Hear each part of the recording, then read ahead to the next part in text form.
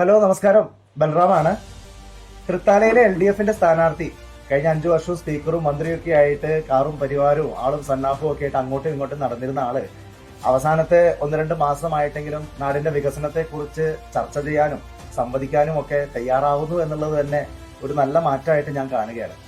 ഏതായാലും ഇലക്ഷൻ എടുക്കുമ്പോൾ ഉണ്ടാകുന്ന ഇത്തരം PR പ്രഹസനങ്ങൾക്ക് നിന്ന് കൊടുക്കുക എന്നുള്ളതല്ലല്ലോ നമ്മുടെ ആരുടെ ഉത്തരവാദിത്വം. പ്രത്യേകിച്ചും അദ്ദേഹത്തെ സംബന്ധിച്ച് നമുക്കറിയാം, ആളുകളെ പറഞ്ഞു പറ്റിക്കാനും വസ്തുതാവിരുദ്ധമായിട്ടുള്ള കാര്യങ്ങൾ പിന്നീട് പിടിക്കപ്പെടുമ്പോൾ ഗോൾ പോസ്റ്റുകൾ ഷിഫ്റ്റ് ചെയ്യാനും ഒക്കെ അദ്ദേഹത്തിനുള്ള മിടുക്ക് നമുക്ക് എല്ലാവർക്കും അറിയാലോ. കഴിഞ്ഞ തെരഞ്ഞെടുപ്പ് സമയത്താണ് അദ്ദേഹം കരിയന്നൂരിൽ ചെന്ന് അവിടുത്തെ ജനങ്ങളോട് റെയിൽവേ ഓവർബ്രിഡ്ജ് തീർച്ചയായിട്ടും അദ്ദേഹം കൊണ്ടുവരും എന്നുള്ള വാഗ്ദാനം നൽകിയത്. നമ്മൾ കേട്ടതാണ്.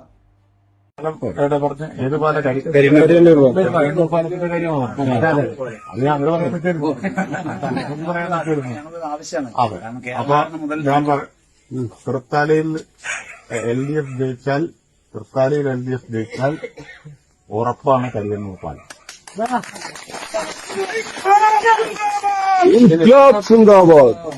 ഞാനൊരു കാര്യം കൂടി നിങ്ങൾക്ക് പറയാം.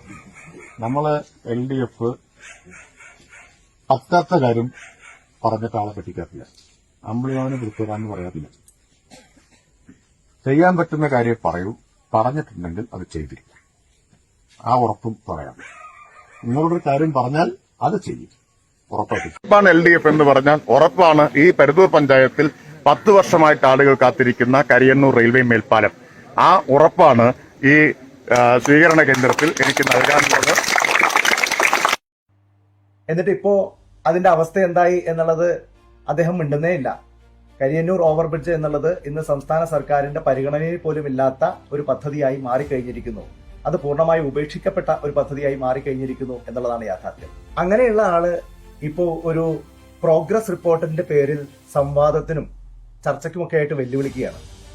കഴിഞ്ഞ 5 വർഷം അത്തരത്തിലുള്ള ഒരു ജനാധിപത്യ മര്യാദയും വെച്ച് പുലർത്താത്ത ഒരാള് തെരഞ്ഞെടുപ്പ് അടുക്കുമ്പോൾ അദ്ദേഹത്തിന്റെ സ്വന്തം PR വർക്കിന്റെ ഭാഗമായിട്ട് ഏതെങ്കിലും തരത്തിലുള്ള നാടകങ്ങൾ ആടുമ്പോൾ അതിന് നിന്ന് കൊടുക്കേണ്ട ഒരു കാര്യവും ഇല്ല എന്നുള്ളത് തന്നെയാണ് UDFന്റെ തീരുമാനം.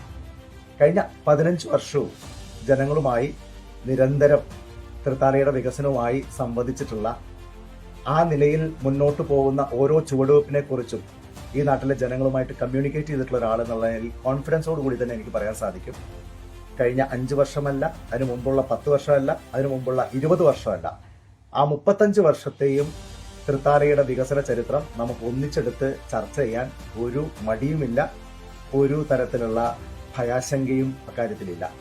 ഇദ്ദേഹത്തെ പോലെ നാട്ടിലെ മുഴുവൻ ആളുകളെയും പുച്ഛിച്ചും പരിഹസിച്ചും നടക്കുന്ന ആളുകൾ, നാട്ടിലെ ജനങ്ങൾ പൊതുവേദികളിൽ വെച്ച് കൂവി ഓടിച്ചിട്ടുള്ള ആളുകൾ, അവരുമായിട്ട് ഈ ഇലക്ഷൻ രംഗത്ത് മാത്രമായിട്ടൊരു സംവാദമോ അത്തരത്തിലുള്ള ഒരു ചർച്ചയോ വേണ്ടതില്ല എന്നുള്ളത് തന്നെയാണ് രാഷ്ട്രീയമായ തീരുമാനം. തൃത്താലയിലെ കോളേജുകൾ എപ്പോഴും ചർച്ചാ വിഷയമാവുന്നുണ്ട്. കഴിഞ്ഞ തെരഞ്ഞെടുപ്പിലും ഇപ്പോഴും. കഴിഞ്ഞ തെരഞ്ഞെടുപ്പിൽ CPM പറഞ്ഞിരുന്നത് തൃത്താലയിൽ VT ബൽറാം ഒരു കോളേജ് കൊണ്ടുവന്നിട്ടേ ഇല്ല, അങ്ങനെ ഒരു കോളേജേ ഇല്ല എന്നുള്ളതായിരുന്നു. അങ്ങനെ CPMന്റെ ഏരിയ സെക്രട്ടറി അടക്കമുള്ള ആളുകൾ ചാനൽ ചർച്ചയിൽ പറഞ്ഞപ്പോഴാണ് അതിന് മറുപടിയായി ഞാൻ Thrithala government arts and science കോളേജിന്റെ 3 നില കെട്ടിടത്തിന്റെ മുകളിൽ നിന്നുകൊണ്ട് ഒരു ഫോട്ടോ സാമൂഹ്യ മാധ്യമങ്ങളിലൂടെ പ്രസിദ്ധീകരിച്ചത്.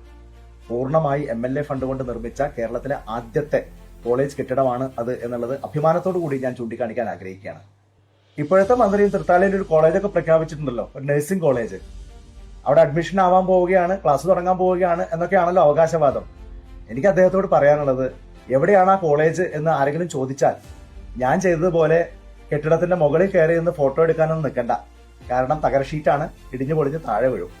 എനിക്ക് അദ്ദേഹത്തോട് ചോദിക്കാനുള്ളത്, ഈ പ്രഖ്യാപിത നഴ്സിംഗ് കോളേജിന് ഇന്ത്യൻ നഴ്സിംഗ് കൗൺസിലിന്റെ അംഗീകാരം ഉണ്ടോ? 40 സീറ്റിലേക്കാണ് പ്രവേശനം എന്ന് പറയുന്നു. അതിന്റെ തുടർച്ചയായിട്ട് തന്നെ പറയുന്നുണ്ട് ആ 40 സീറ്റ് എന്നുള്ളത് ഉറപ്പൊന്നുമില്ല.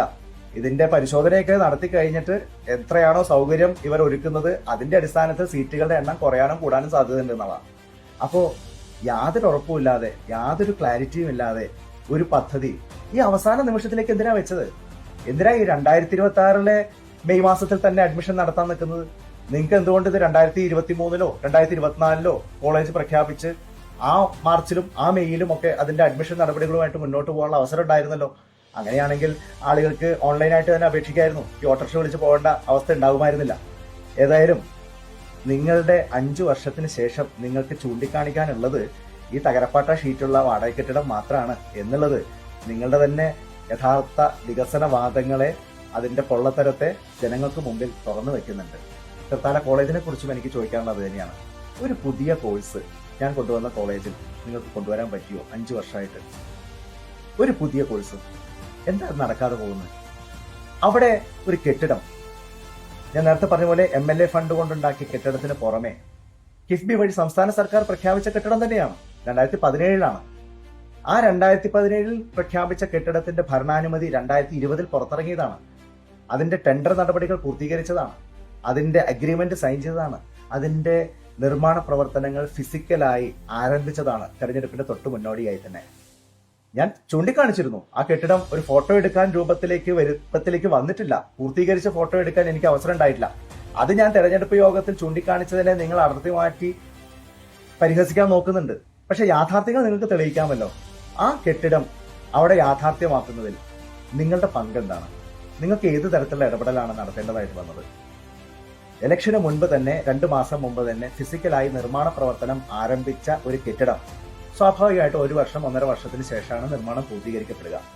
അത് നിങ്ങൾ ഇത്ര കൊട്ടിഘോഷിച്ച് നിങ്ങളുടെ വികസന നേട്ടമായി അവതരിപ്പിക്കുക എന്ന് പറയുമ്പോൾ ആ പ്രോഗ്രസ് റിപ്പോർട്ടിലെ ബാക്കി അവകാശവാദങ്ങളെ കുറിച്ചും ഞങ്ങൾ ആ നിലയിലുള്ള ഒരു വിലയിരുത്തൽ മാത്രമേ നടത്തുന്നുള്ളൂ. അതിലെ പൊള്ളത്തരം ഇത് വായിക്കുന്ന മുഴുവൻ ആളുകൾക്ക് അറിയാം.